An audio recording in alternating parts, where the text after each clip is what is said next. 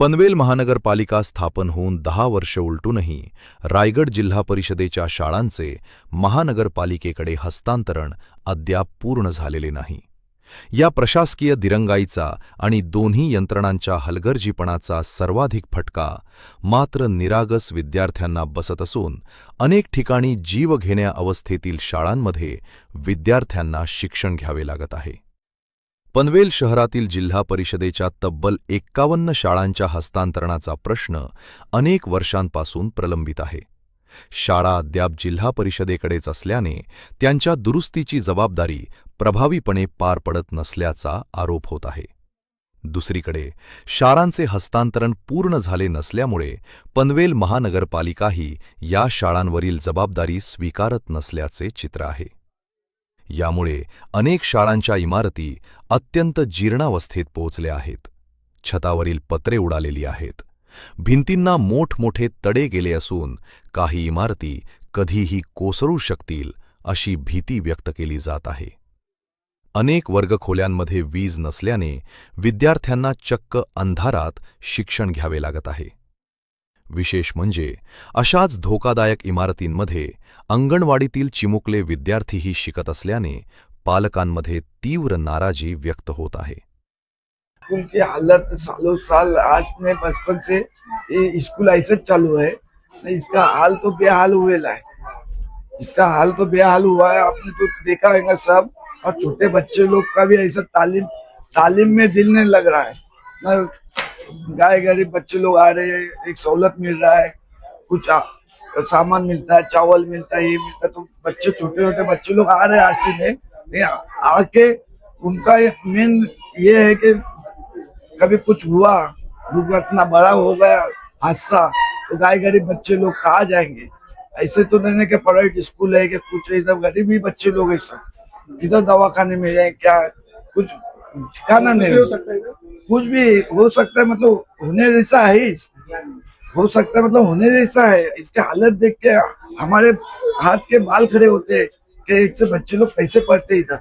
इसके हालत देख के मेरे दिल में अभी तक ऐसा घबराहट आती है कि बच्चे लोग कैसे पढ़ रहे, कैसे तालीम हासिल कर रहे. ये तालीम के लिए तो है सब इधर. कुछ तो रिपेयरिंग मांगता है, कुछ जवाबदारी मांगता है. इसका कोई जवाबदारी नहीं. महानगर पालिका वाले आते हैं, निवड़ के आते, 5 साल के बाद कुछ देखने को नहीं आते.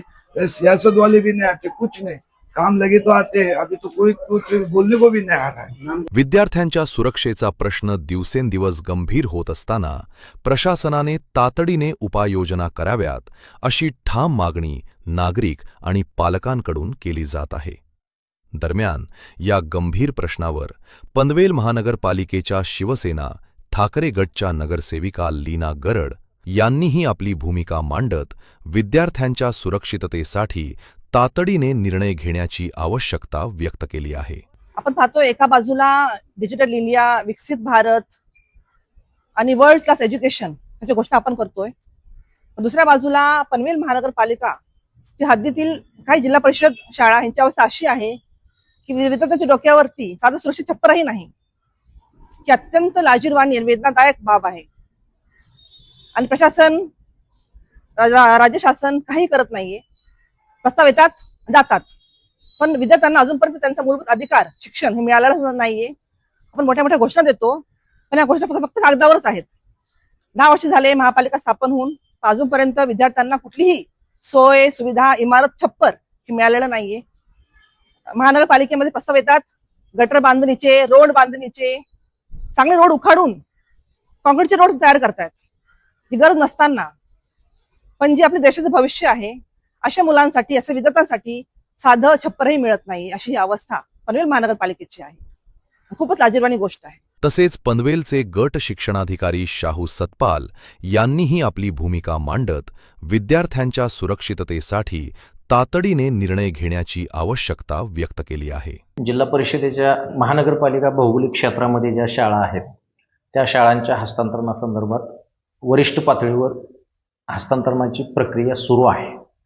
आणि ज्या शाळांच्या बैठक व्यवस्थेचा जो मुद्दा आहे त्याची पर्यायी बैठक व्यवस्था महानगरपालिका मार्फत करण्यात आलेली आहे व सध्या परिस्थितीत काही शाळांमध्ये जिथं बैठक व्यवस्था अजून पूर्ण झालेली नाहीत ते आमचे समग्र शिक्षाचे जे इंजिनियर आहेत श्री अभिजित मटकर सर त्यांचे वेळोवेळी या सर्व परिस्थितीवर लक्ष आहे व ते स्वतः क्षेत्रीय स्तरावर देखील ते कार्यरत आहेत.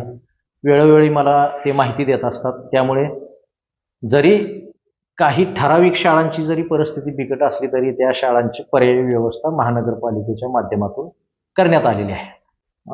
त्या बाबतीत सुद्धा आमचे समग्रचे इंजिनियर श्री अभिजित मटकर सर, कारण त्यांचा जो जॉब चार्ट आहे त्यांच्या जॉब चार्टनुसारच ते स्वतः ते क्षेत्रीय लेवलला जात असतात. मला देखील वेळोवेळी माहिती देतात आणि वेळ प्रसंगी मी देखील तिथं जेव्हा त्यांनी मला त्या शाळांची अवस्था जर पाहायची असेल तर ते मला घेऊन देखील जातात. सद्यस्थितीत पर्यायी बैठक व्यवस्थेचंच काम चालू आहे. येणाऱ्या काळामध्ये योग्य तो निर्णय महानगरपालिका आणि जिल्हा परिषद प्रशासन मिळून घेतला जाईल. वेळ प्रसंगी गट शिक्षणाधिकारी कार्यालयामार्फत माननीय गट विकास अधिकारी यांच्या मार्फत देखील आम्ही प्रयत्न करत आहोत. विद्यार्थ्यांची गैरसोय होणार नाही ही आम्ही सध्या आश्वासित करतो.